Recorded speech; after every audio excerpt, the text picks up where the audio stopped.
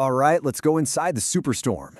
Forget what you think you know about weather forecasting. Today, we're diving into the incredible science and tech that's completely changing the game for predicting the most powerful storms on Earth.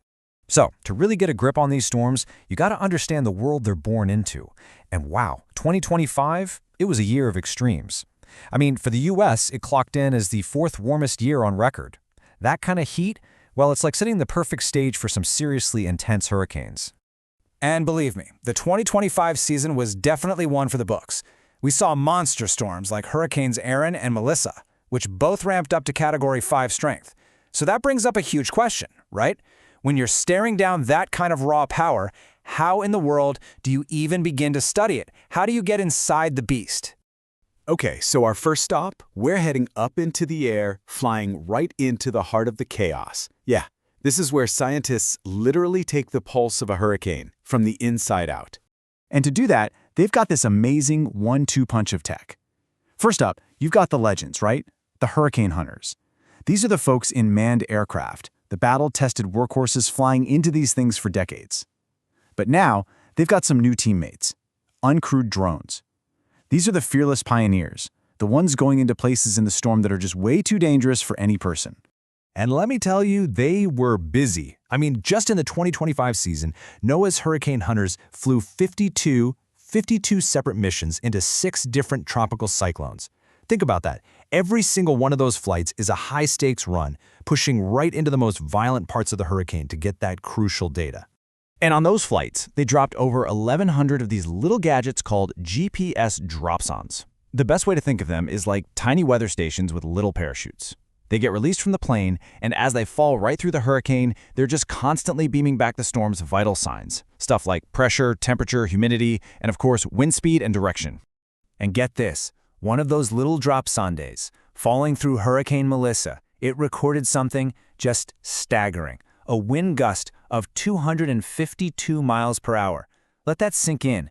That isn't just fast. That's almost impossible to imagine. It's way faster than a Formula One car at top speed. So yeah, this wasn't just some big gust of wind. It was literally off the charts. The official NOAA report confirmed it was a new record. The strongest wind ever measured by one of these instruments. A single data point like that just completely rewrites what we thought was even possible inside a storm. And just to give you some perspective here, a Category 5 hurricane, which is the absolute highest you can get, is defined by sustained winds over 156 miles per hour. So that 252 mile per hour gust, it happened inside a storm that was already, by definition, completely catastrophic. And this is where you really see the new frontier of storm research. You know, the manned planes are absolutely critical, but drones like the Black Swift SO, they're total game changers. In 2025, one of them flew for a record-breaking 120 minutes inside a storm. Another one captured the first ever video from inside a hurricane. And they proved you can actually pilot them into very specific, hard-to-reach spots to get the most important data. Okay, so that's the view from up high. But here's the thing about a hurricane. Its story doesn't actually start in the clouds. Nope, it starts down in the water. If you really want to understand the storm, you have to understand its engine. And it's really pretty simple when you break it down. A hurricane is basically just a giant heat engine. And its fuel? It's the ocean. The warmer that water is, and the deeper that warm layer goes, the more high-octane fuel the storm has to slurp up. And that's what lets it just explode in intensity. So how do you measure that fuel? Well, you send in the robots. Scientists have a whole fleet of them. On the surface, you've got these uncrewed surface vehicles, or USVs. They're basically tough little robotic sailboats that sail right into the storm. And get this, in 2025, one of them became the first ever to make it into the eye wall of a Cat 5. Then, underneath the waves, you have underwater gliders. These guys dive deep, like 900 meters deep, measuring the water's temperature and saltiness, all the stuff that tells you exactly how much fuel is down there. And this data isn't just for research. It directly changes the forecast. Let me give you an example. Take Hurricane Erin. As it moved over one of these gliders, the glider saw the ocean temperature drop, like a lot. The storm was basically churning up colder water from deep down, which cut off its own fuel supply. The forecaster saw that data, and bingo, they correctly predicted the storm was about to weaken. Okay, but now let's flip the script. Look at Hurricane Melissa. As it moved along, a different glider found the total opposite. A deep, thick layer of super warm water, basically a giant fuel tank just waiting for the storm. When forecasters saw that, they knew Melissa had everything it needed to get even stronger. So you see, 2 storms, 2 totally different ocean situations, and because of this tech, 2 way more accurate forecasts. So you've got all this incredible data, right? I mean, 250-mile-per-hour winds up in the sky, water temperatures from hundreds of meters deep, but all of that is totally useless if you can't turn it into a better forecast. And that, my friends, is where the computer models come in. You know, for years, we've had good, reliable forecast models, but they had their limits. Well, now, we're seeing the next generation come online. And the new Hurricane Analysis and Forecast System, they call it HAFS, it's a massive leap forward.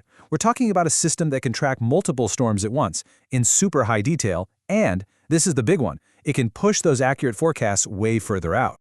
And the improvement is just, wow. Look at this. Back in 2025, the experimental version of HAFS was 40% better than the standard models at predicting a storm's path 5 days out. 40%. And at 7 days, it was almost 50% better. That's not just a small improvement. That's a giant leap. It's giving people whole extra days to prepare. And this thing really proves its worth when the pressure is on. Remember Hurricane Melissa? The HAFS model was the best one, period, at predicting its crazy rapid intensification and a really tricky westward turn. And those are 2 of the hardest things for any model to get right. Look, it's one thing to be right about an easy-to-predict storm, but this model nailed it on a monster. So, let's step back. We've got drones in the sky, robots in the ocean, supercomputers just humming away, crunching all these numbers. But what does it all mean? Why does this frantic race for better data and smarter models actually matter? Well, it all comes down to a really simple but really powerful chain of events. Step 1, you gather unbelievable amounts of data with all this new tech. Step 2, all that new data gets fed into these next-gen forecast models, making them way smarter. Which brings us to Step 3, the most important part of all.